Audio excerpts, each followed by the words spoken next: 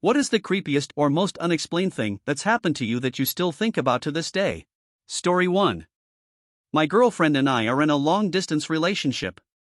We typically take turns traveling between each other's countries, Australia and Canada.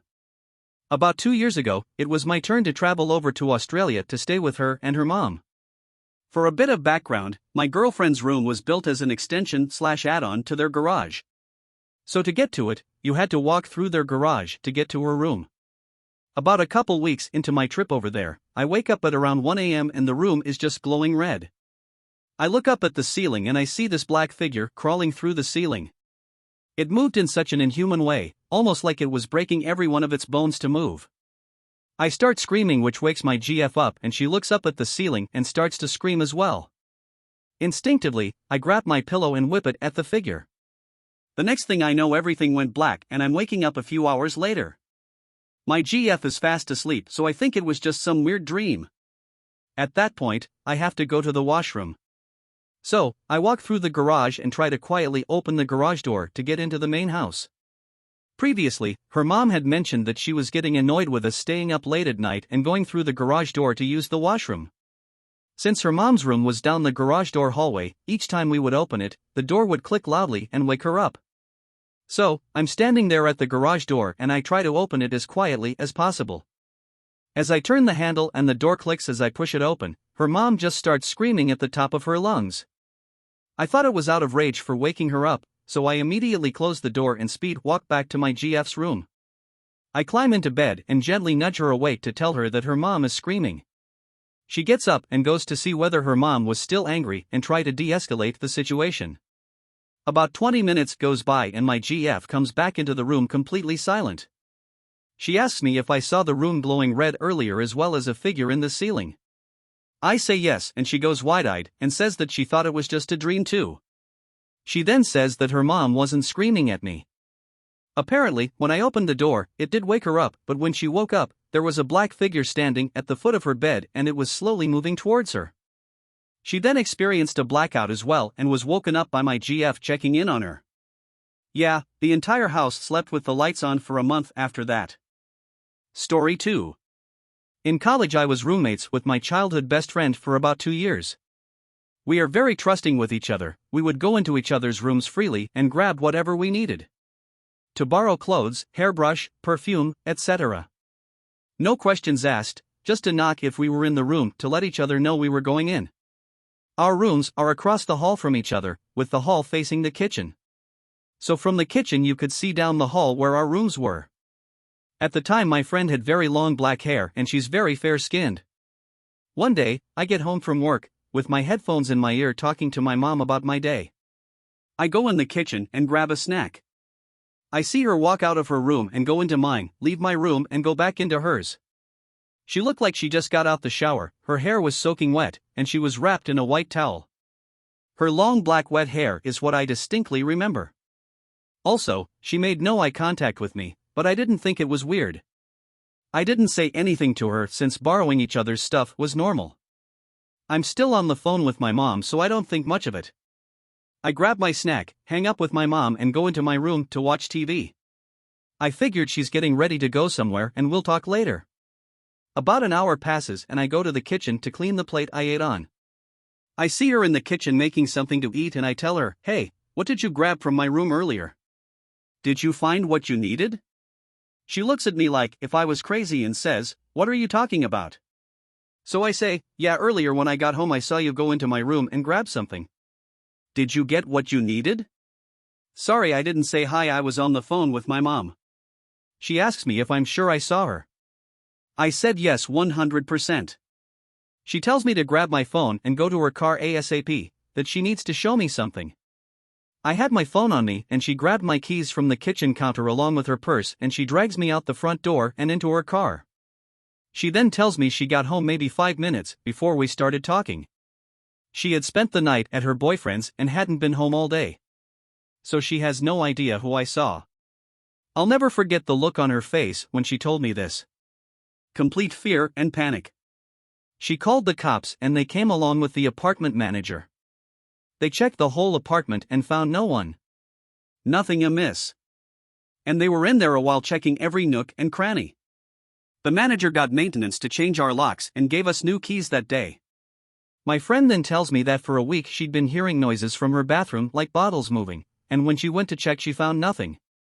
I have no idea who I saw going in and out of our rooms, but it looked exactly like my friend. I don't drink or do drugs. Not on meds. This was in 2014 and I still freak out when I think about it. Story 3. A few years ago, I was at my lowest point in life. Several people close to me had passed away unexpectedly, I was being bullied every day at my job, my life was falling apart. I was past being depressed, I just couldn't imagine waking up another day. So I'd planned my suicide. I bought a one-way plane ticket, got sleeping pills, and wrote a series of suicide notes. On the day I was to fly out to fulfill my plan, there was a terrible accident on the freeway to the airport. It was shut down both ways. So I drove into a nearby pub to have a beer and wait out the traffic. The second I sat on the patio with my drink, a gentleman asked if he could sit with me. Whatever, I thought, sure, who cares? He told me that whatever I was doing next was a terrible idea and I would regret it. I thought, who is this random fucker? But I listened. He said that he sensed I was in pain, but that I had an incredible life ahead of me, and that this was not the way my story was supposed to end. Again, I'd never met this guy in my life, and hadn't mentioned a word to him about my plan. He asked me to hand him my keys and my wallet, and he'd give them back to me after I talked, and he listened. I poured my heart out to this random guy. Told him all my traumas and pains in life and why I was heading to the airport on a one-way ticket to kill myself in a cemetery across the country where my family was buried. He just listened. And then he pulled out a lighter, asked me to pull out my suicide letters, and helped me burn them. He told me I was worth so much to the world and that after I finished my drink, I needed to head home and get some sleep. He told me I was going to be okay tomorrow, and I believed him. He then gave me my keys and wallet back. I left that afternoon and went home, hugged my family. Got some sleep, and the next day, I started working on myself, finding a therapist, a new job. Years later, I'm in a fantastic place in life, so far from where I was that day. To this day, no one in my life knows how close I came to killing myself. But this random stranger just somehow understood me. And saved my life. I never saw him again, I don't even know his name. It's the most unexplained thing that has ever happened to me. And I think about that guy every day, so thank you, kind stranger, for saving my life that random September day on a pub patio. Story 4. I was about 7 or 8 and I was at a housewarming party at my aunt and uncle's new house. It wasn't extravagant, it was a lower to middle class mobile home in South Carolina. Wasn't really a big party, just the family, some barbecue out back, red Solo cups, all boxes in the garage and not even distributed to their proper rooms. The only things that were unpacked and where they should be was the furniture. So anyway, 2 of my cousins were there and one of them had a friend over and we were all playing together, some made-up fantasy game where we were pretending to be princesses or something.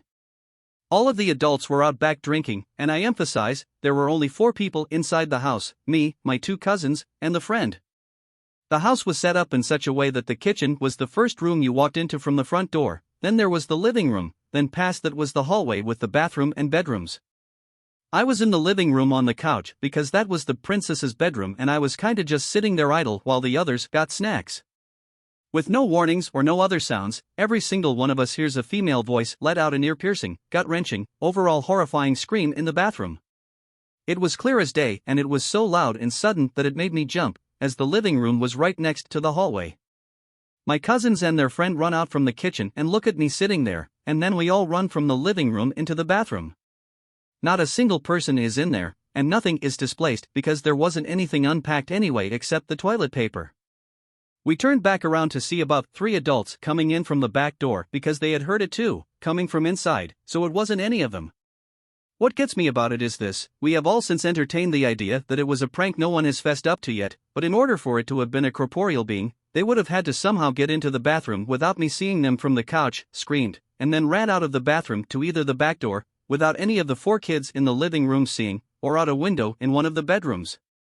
All of the bedroom windows were locked from the inside, so if they escaped that way, someone would have had to lock it and go out the back door, which again, we would have seen.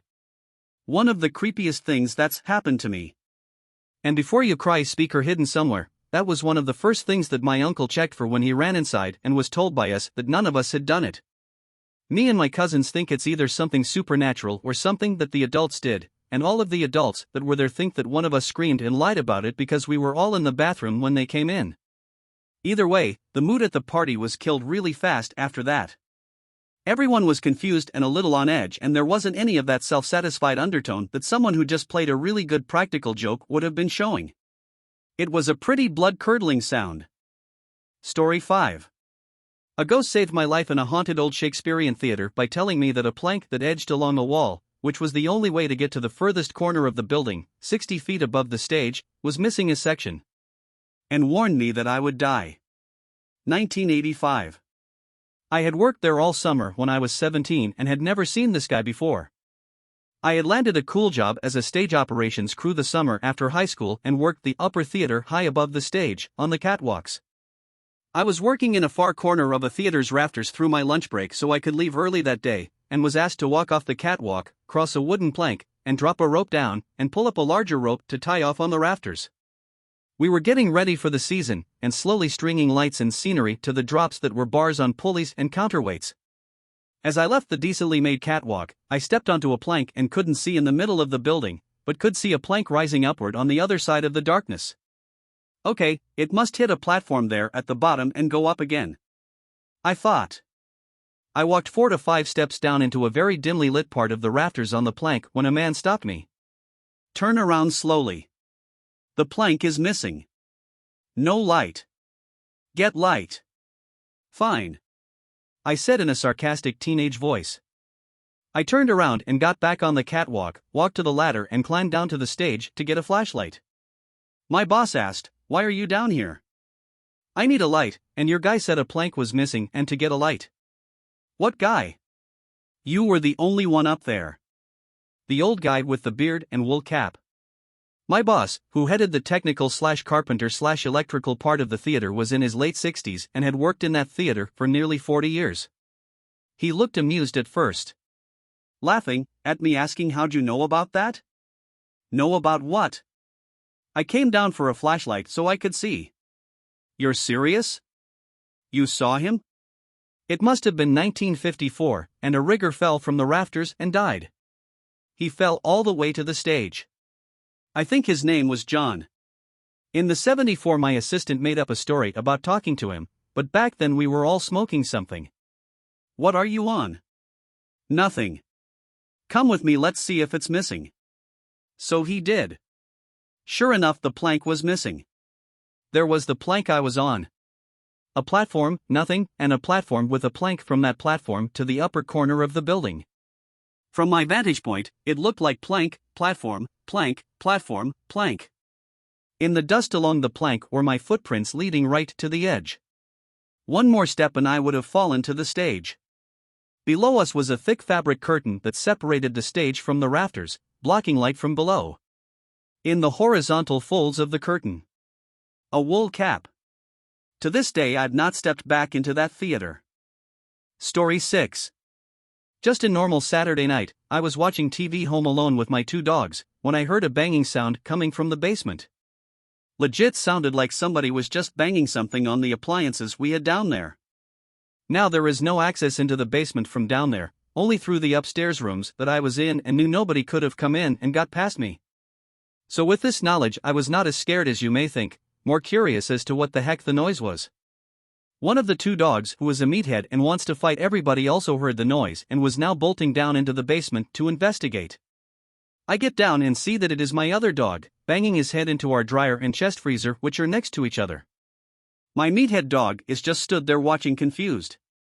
So I approach my other dog and calm him down, and we all go back upstairs. Now this freaked the heck out of me and upset me, as it seems such very strange behavior for my dog to do. Fast forward only 30 minutes or so, the banging starts again. I instantly look over to my dog, but he is laid down, but now also aware of the noise downstairs. We run down into the basement, and it is Meathead now banging his head in between the appliances. Again, I now calm Meathead down and we all go back upstairs.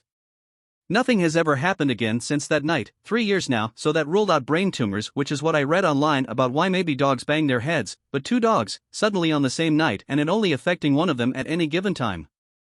3 years and the 3 of us never talk about this. Story 7.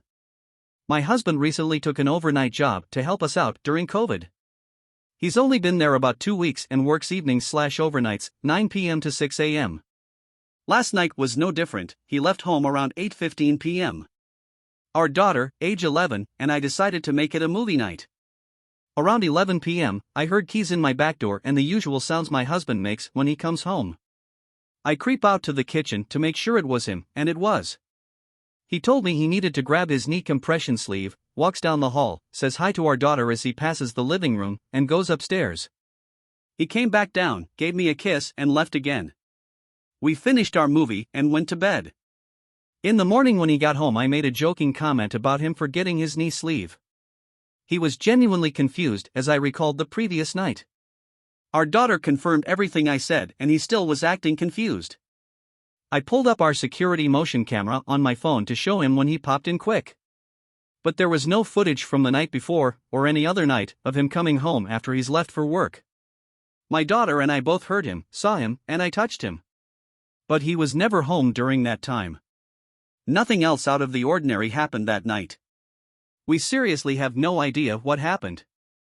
Story 8. My nana, great-grandmother, and mum were very close but lived overseas from one another my whole life. They talked on the phone every Sunday, but because it was an international call, it was extremely expensive, so they took turns calling every Sunday at 8 a.m. to make the cost equal. However, due to a 4-minute difference in clocks, Nana always ended up calling at 8:04. Also, the caller ID never showed up. Mum called on a Sunday, Nana died on a Tuesday. The following week, we're sitting at the table eating breakfast, and Mum notices at 7:50 a.m., Nana would have been calling any minute. She gets emotional, I comfort her. Then at 8:04 a.m., the motherfucking phone rings. The called ID reads unknown caller. We look at each other like, what is this, some sort of sick joke? She answers, there's nothing but static at the other line, and some garbled voice recording. The only decipherable words in it are, we hope you enjoy your trip to paradise. Click, phone cuts off. Absolutely no explanation for that one. Still baffles me to this day.